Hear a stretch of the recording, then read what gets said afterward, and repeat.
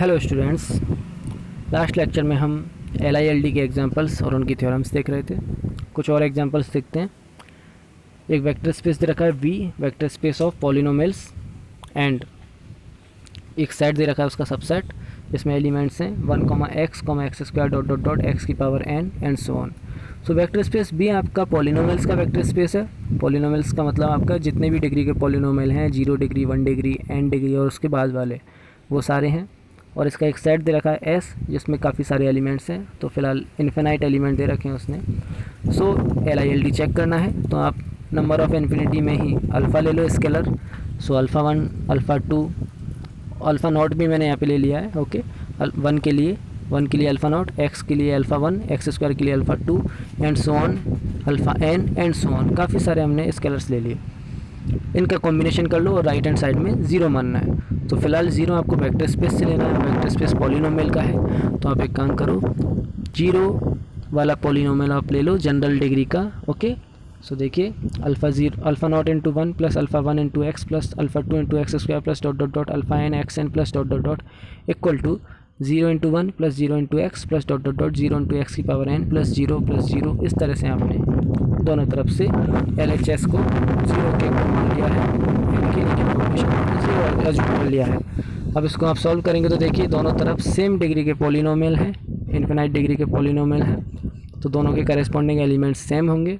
So answer आपका आएगा solve करने पे alpha naught equal to 0, alpha 1 equal to 0, alpha 2 equal to 0, सारे अल्फ़ा 0 आएंगे, इसलिए ये सेट आपका LI होगा। अब आपका LILD ख़त्म होने के बाद एक बहुत इंपॉर्टेंट कंसेप्ट आता है यहाँ पे वेक्टर स्पेस का, बेसिस एंड डायमेंशन। ओके, सो इसको देखते हैं हम, बेसिस क्या होता है। सबसे पहले डेफिनेशन देखो बेसिस की। Let VF is a vector space and S is a subset of V, then S is called basis of V if S is Li and second condition LS equal to V, that is S generates V। Okay, तो समझिए इसको, कोई vector space है और उसका एक subset है V, तो उस सबसेट को हम इस V का बेसिस कब कहेंगे? दो कंडीशन होनी चाहिए। पहला कंडीशन जिसको आप बेसिस बोल रहे हो, एक तो वो Li होना चाहिए, यानी कि S is Li, and second condition उस सेट का जो आप लीनियर स्पान निकालोगे LS, वो उस वेक्टर स्पेस के ही इक्वल आना चाहिए, LS इक्वल टू V। या फिर हमने ये भी लिख रखा है S generate V। Okay, linear span आने का मतलब यही होता है कि वो सेट उसको जनरेट करता है। अब डायमेंशन देखते हैं।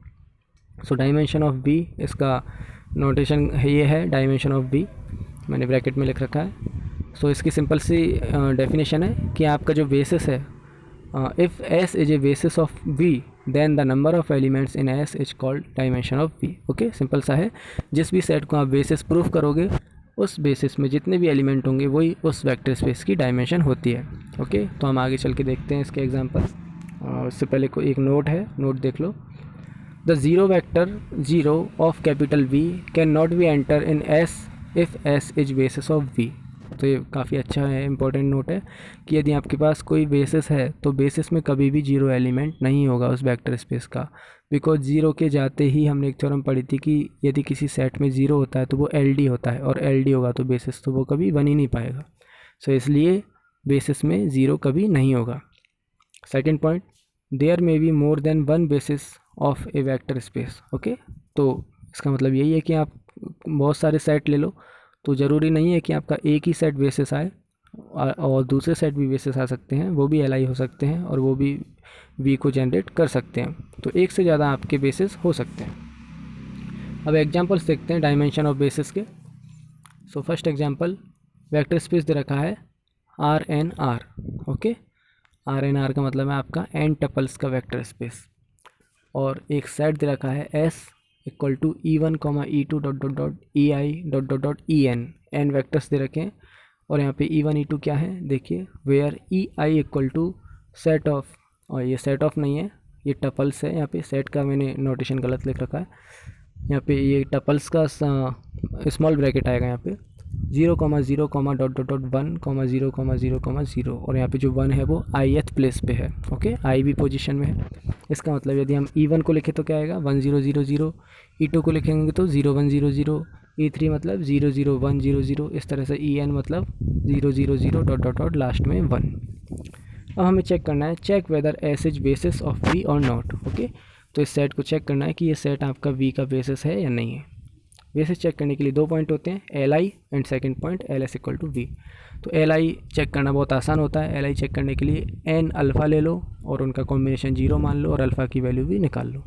सो let alpha 1 alpha 2 dot dot dot alpha n belongs to R, हमने स्केलर ले लिए, and assume that the combination alpha 1 e 1 plus alpha 2 e 2 dot dot dot alpha n e n equal to 0 vector 0,0,0 n tuples वाला 0 है ये। दोनों को solve करेंगे, ordered pair आएंगे आपके एन टपल्स में, और एन टपल्स को जब आप सॉल्व करोगे तो सारे अल्फ़ा 0 आ रहे हैं। So this implies S H L I. Second condition L S equal to V, और L S equal to V check करना काफ़ी आसान है। Okay, L S equal to V हमने एक थ्योरम में एक एग्जाम्पल में पहले भी किया था। L S equal to V का मतलब है कि वी का जो जनरल एलिमेंट है वो एस के एलिमेंट्स के कॉम्बिनेशन में लिखा जा सकता है। सो एक काम करो, देखिए L S equal to V लाने के लिए हमारे पास एक दूसरा तरीका भी है। एल एस और वी हैं वो दोनों सेट हैं, और दो सेट इक्वल कब होते हैं, जब वो दोनों आपस में एक दूसरे के सबसेट हों। सो देखिए फर्स्ट पॉइंट तो इसमें ये क्लियर है, जो लीनियर स्पान होता है वो इस वेक्टर स्पेस का तो सबसेट होता ही है। ओके, तो एल एस तो वी का सबसेट ऑलवेज होता है। अब यदि हम ये भी प्रूफ कर दें कि V is also subset of L S, then दोनों इक्वल हो जाएंगे। सो यही मैंने यहाँ पे लिख रखा है, देखो, since S is a subset of V this implies L S is a subset of V. Okay, first point clear है। अब नेक्स्ट हम प्रूफ करेंगे V is subset of L S. इसका मतलब वी का एक एलिमेंट लेंगे और उसको एल एस में शो करेंगे। So assume that x1, x2, dot dot dot xn belongs to V. Okay, यहाँ पे आपको आर एन दे रखा था वेक्टर स्पेस, और आर एन का जो जनरल एलिमेंट है वो इसी तरह का होता है, x1, x2 dot dot dot xn n tuples वाला। Where x1, x2 dot dot dot xn जो आपके सिंगल x1 x2 हैं वो रियल नंबर्स में है, belongs to R. Now assume that हम मान लेते हैं ये जो आपका एन टपल का वेक्टर है x1, x2, xn, ये आपका एस के एलिमेंट्स का कॉम्बिनेशन है। ओके, और अल्फ़ा को हम फाइंड करेंगे, यदि अल्फ़ा आ जाते हैं इजीली तो ठीक है, नहीं तो वो नहीं है। सो हमने अज्यूम किया x1, x2 dot dot dot xn equal to, अब हम अल्फ़ा की जगह मैं बीटा मान रहा हूँ बिकॉज अल्फ़ा ऊपर काम में आ चुके हैं। So beta 1 E1 plus beta 2 E2 plus dot dot dot beta N EN। Okay, where beta 1 beta 2 dot dot dot beta N belongs to field. इनको हम सॉल्व करेंगे, E1 E2 EN की value रख दी, और ये फाइनली ये आ गया आपका beta 1 beta 2 dot dot dot beta n. Okay, so दोनों तरफ एन टपल्स आ गए, और इनको हम सॉल्व करेंगे तो आंसर क्या आएगा, बीटा 1 की वैल्यू x1, बीटा 2 की वैल्यू x2 और बीटा एन की वैल्यू xn, जो कि आपके पहले से ही रियल नंबर है। इसका मतलब हमने जो अज्यूम किया था कि कैपिटल बी का कोई भी जनरल एलिमेंट है वो एस के एलिमेंट्स का कॉम्बिनेशन शो हो रहा है, बिकॉज बीटा 1 बीटा 2 की वैल्यू आ रही है। This implies v is a subset of L S. Okay, so ये इक्वेशन 2 हो गई, और इक्वेशन 1 में एल एस वी का सबसेट था, इक्वेशन 2 में वी एल एस का सबसेट आ गया। सो दोनों इक्वल हो गए, तो L S equal to V, hence S is a basis of V. Okay, तो इस तरह से बेसिस हो गया। एंड डायमेंशन फाइंड करनी है, तो डायमेंशन का मतलब एस में जितने एलिमेंट हैं वही इसकी डायमेंशन होगी वी की। सो फिलहाल आपको इस सेट में एस में एन एलिमेंट्स दे रखे से, so then dimension of V equal to N. Okay, अब हम एक most important theorem dimension of basis की है, ये एग्जिस्टेंस थ्योरम। ओके, तो बेसिस की बहुत अच्छी थ्योरम है और एग्जाम में आने लायक थ्योरम है, इसको देखते हैं। एग्जिस्टेंस थ्योरम का स्टेटमेंट क्या है, every finite dimensional vector space has a basis. Okay, यानी कि कोई भी आपके पास वेक्टर स्पेस है जिसकी डायमेंशन फाइनाइट है, तो फाइनाइट डायमेंशन वाला वेक्टर स्पेस उसको हम फाइनाइट डायमेंशनल वेक्टर स्पेस बोलते हैं। ये मैंने आगे नोट में भी लिख रखा है डेफिनेशन के थ्रू। और थ्योरम का जो स्टेटमेंट है वो ये है कि फाइनाइट डायमेंशन वाले वेक्टर स्पेस का कम से कम एक बेसिस तो ऑलवेज एग्जिस्ट करेगा। ओके, उसका बेसिस ऑलवेज होगा। तो थ्योरम का प्रूफ देखते हैं हम, प्रूफ ऑफ एग्जिस्टेंस थ्योरम। देखिए, let V F is a finite dimensional vector space. Okay, हमने ये अज्यूम कर लिया कि V F a finite dimensional vector space है। Okay, and let S equal to V one V two dot dot dot V K is a subset of V. एक हमने इसका subset मान लिया, and S is a non zero subset of V. तो हमने जो subset माना है वो इस तरह से माना है कि वो नॉन जीरो वेक्टर्स का सेट है, where V one V two dot dot dot V K वो एस के भी एलिमेंट हैं और कैपिटल बी के भी एलिमेंट हैं, तो बिलोंग्स टू वी। ओके, अब ये सेट हमने अज्यूम कर लिया, तो हम क्या करेंगे, हम ये चाहेंगे कि कोई ना, इस थ्योरम में हमें प्रूफ करना है कि वेक्टर स्पेस बी का कोई एक बेसिस ऑलवेज एग्जिस्ट करेगा। तो हम मान लेंगे कि ये जो सेट है इसी को हम बेसिस बनाने की कोशिश करेंगे। ठीक है, तो देखिए ये सेट आपका बेसिस कब बनेगा। तो सबसे पहले हमने अज्यूम किया है, let us assume L S equal to V. Basis बनाने के लिए आपको दो चीज़ें चाहिए, एक तो एल आई होना चाहिए और L S equal to V होना चाहिए। तो पहले हमने अज्यूम कर लिया, let us assume L S equal to V. एक प्रॉपर्टी हम अपनी तरफ से इसको अज्यूम कर लेते हैं और चेक करेंगे कि एल आई एल डी है या नहीं है। So if S is L I then S is a basis of B. Clear है, because L S equal to B हम पहले ही मान चुके हैं, और यदि ये एल आई यही सेट एल आई बन गया तो यही बेसिस हो जाएगा और थ्योरम यही प्रूफ हो जाएगी, बिकॉज कम से कम एक बेसिस लाना था और वो ये बन जाएगा। बट हमने इफ़ कंडीशन लगा रखी है कि इफ़ एस इज एल आई, हमें पता नहीं है एल आई है या नहीं है, और यहाँ पे हम चेक भी नहीं कर सकते बिकॉज एस को हमने अपनी तरफ से अज्यूम किया है और ना ही वेक्टर स्पेस के बारे में आपको कुछ पता है। सो इफ़ कंडीशन लगाइए कि if S is L I then S is a basis, but if S is L D, अब यदि ये एल डी हो गया तो ये बेसिस नहीं बन पाएगा। ओके, एल डी होने के बाद ये बेसिस नहीं बन पाएगा, इसका मतलब आपको कोई दूसरा सेट यहाँ पे जनरेट करना पड़ेगा जो बेसिस बन जाएगा। So but if S is L D this implies L D element, जो एल डी सेट होता है उसकी कुछ प्रॉपर्टी मैंने यहाँ लिख रखी है, any element of S can be return in linear combination of others. ये एक थ्योरम थी आपकी कि एल डी सेट की जो कोई भी एलिमेंट है वो अदर एलिमेंट्स के कॉम्बिनेशन के फॉर्मेट में लिखा जा सकता है। ओके, सो इस चीज़ को हम यहाँ पे अप्लाई करेंगे। सो एक एलिमेंट ले लो एस का, let V I belongs to S. एक हमने जनरल एलिमेंट ले लिया है। ओके, और हम ये मान लेते हैं कि जो वी आई है वो एस के अदर एलिमेंट्स का कॉम्बिनेशन है। So and V I equal to alpha one V one plus alpha two V two dot dot dot alpha I minus one V I minus one plus alpha I plus one V I plus one plus dot dot dot alpha K V K. Okay, हमने K elements माने थे S में, तो हमने right hand side में V I को छोड़ के बाकी सारे एलिमेंट्स का कॉम्बिनेशन लिख दिया। This is equation number 1 where alpha one alpha two dot dot dot alpha K belongs to F. Now let, अब देखिए एस जो सेट था आपका, जो सबसे पहले वाला स्टार्टिंग वाला सेट था एस, वो तो एल डी मान लिया है हमने, और एल डी होने की वजह से वो तो बेसिस बनेगा नहीं, तो हम एक नया सेट हम यहाँ पे फॉर्मेट करेंगे, let S one equal to S minus V I. Okay, यानी जो एलिमेंट आपका अदर एलिमेंट्स का कॉम्बिनेशन था उस एलिमेंट को मैंने जो स्टार्टिंग वाला सेट था उसमें से रिमूव करके एक नया सेट बना लिया है S one. So S one equal to S minus V I, ये भी वी का सबसेट है। Now we will show that L S one equal to V. Okay, अब हम एस वन को बेसिस चेक करेंगे, और एस वन को बेसिस चेक करने के लिए एल आई होना चाहिए और L S one equal to V होना चाहिए। ओके, सो स्टार्टिंग वाला आपका जो सेट था उसके बारे में हमें कुछ नहीं पता था, इसलिए हमने उसको L S equal to V एक प्रॉपर्टी अपनी तरफ से मानी थी और एल आई के लिए कंडीशन लगाई थी। बट यहाँ पे जो एस वन है वो तो हमने एस वन की हेल्प, एस की हेल्प से निकाला है। ओके, सो ये तो अननोन नहीं हुआ, इसलिए इसमें आपको L S equal to V यानी L S one equal to V ये फाइंड करना पड़ेगा, और एल आई एल डी की कंडीशंस अगेन दोबारा से लगाएंगे। सो सबसे पहले हम we will show that L S one equal to V. इसके लिए हम क्या करेंगे, एक वी का जनरल एलिमेंट लेंगे और उसको एस के कॉम्बिनेशंस में शो करेंगे। So let V belongs to capital V. तो since L S equal to V, L S equal to V यानी कि जो स्टार्टिंग वाला सेट था वो तो L S equal to V हम शुरू में ही मान चुके हैं। So this implies L S equal to V होने की वजह से वी का कोई भी एलिमेंट एस के एलिमेंट्स का कॉम्बिनेशन होगा। This implies we equal to कुछ स्केलर मान लो, beta one V one plus beta two V two plus dot dot dot beta I V I plus dot dot dot V K S के elements का combination.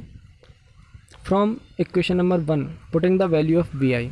Okay, देखो equation 1 में V I की value आपके पास separately है, इस पूरे के पूरे वी आई की वैल्यू इस जो इक्वेशन आई है अभी इसमें रख दो बीटा वाली इक्वेशन में।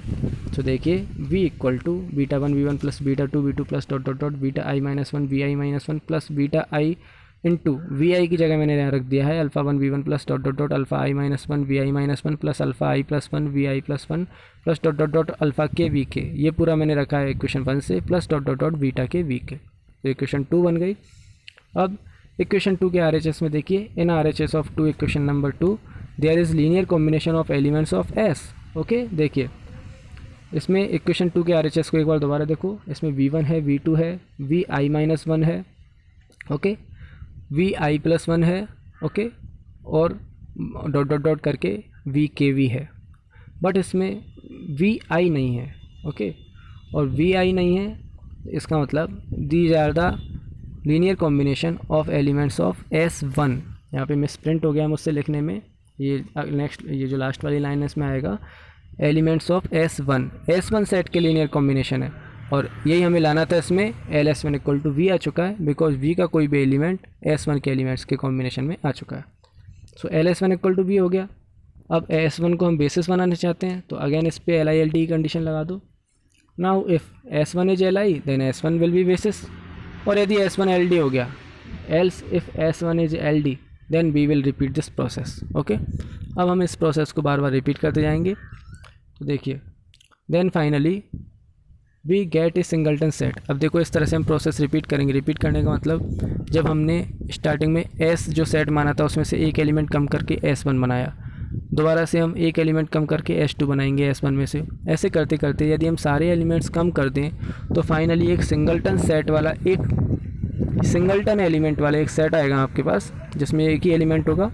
और हम जानते हैं कि जो सिंगल एलिमेंट होता है, यदि वो नॉन जीरो एलिमेंट है, तो वो ऑलवेज आपका जो सेट होता है सिंगलटन सेट, वो LI होता है। ये मैंने पूरे यहाँ साइड में लिख रखा है, सिंगलटन सेट आपका ऑलवेज LI होता है, बिकॉज यहाँ पे जो वेक्टर्स का जो सेट दे रखा था थ्योरम में वो नॉन जीरो दे रखा है, और non zero singleton set LI होता है। इसका मतलब फाइनल में जाके जब आपके पास एक सिंगलटन सेट आएगा तो वो LI भी आएगा, और उसके लिए LS = B भी होगा, तो वो आपका बेसिस ज़रूर बन जाएगा। देन यही मैंने लिख रखा है, then finally we get a singleton set which is always LI। This LI set will be basis of V, okay. So ये एग्जिस्टेंस थ्योरम थी, यानी कि फाइनाइट डायमेंशनल वेक्टर स्पेस का कम से कम एक बेसिस ज़रूर होगा। अब यहाँ पे ये 2-3 थ्योरम है, इनके स्टेटमेंट ये मैंने हालांकि आपको बुक में भी टिक करवा दिए हैं, PDF भी भेज दिया है, देख लीजिए इनको। स्टेटमेंट देख लेते हैं। Any two basis of A finite dimensional vector space consist same number of elements. तो ये बहुत अच्छी थ्योरम है, आपको याद रखना है कि कोई भी वेक्टर स्पेस है और उसके एक से ज़्यादा बेसिस हैं, तो उन बेसिस में नंबर ऑफ़ एलिमेंट्स सेम होंगे, बिकॉज वेक्टर स्पेस की जो डायमेंशन होती है वो फिक्स होती है, यूनिक होती है, इसलिए जितने भी बेसिस होंगे उनमें नंबर ऑफ़ एलिमेंट्स सेम होंगे। नेक्स्ट थ्योरम, इन ए n dimensional vector space any set containing n+1 और more elements is LD।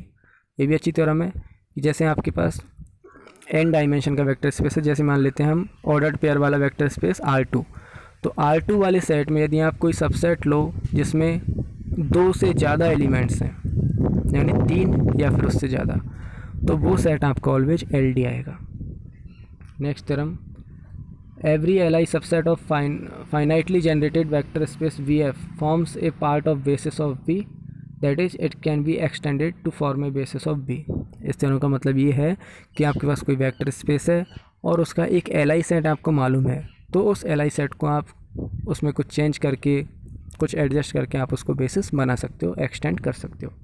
And last theorem, the let VF be a n dimensional vector space, then a subset of V of n vector space spans the space V, then it will also be a basis, okay। सो इस theorem का मतलब ये है कि यदि आपके पास कोई एक ऐसा सेट है जिसके लिए LS = V पता है, तो उसको आप कैसे भी करके LI बना सकते हो, उसको एक्सटेंड कर सकते हो, तो वो आगे चल के बेसिस बन जाएगा, ओके। सो इस तरह से ये चैप्टर आपका यहाँ पे यूनिट 3 फिनिश होती है।